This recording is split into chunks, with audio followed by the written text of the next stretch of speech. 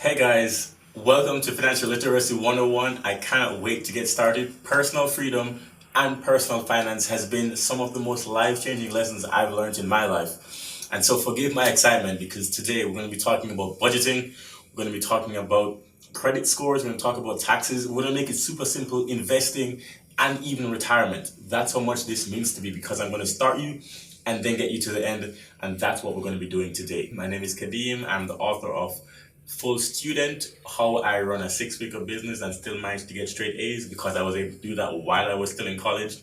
And I'm now the author of Money, Life, Freedom, teaching people how to get to financial freedom very, very quickly. Both of those books are available on Amazon.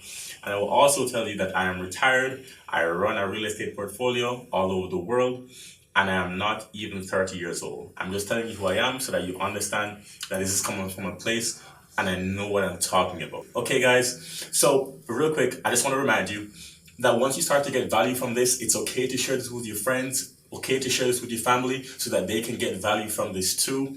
Also, if you want to connect with me some more, you can simply Google my name, Kadeem Leslie. You can also follow me on Instagram, and I have a free newsletter that you're free to follow and connect with me there.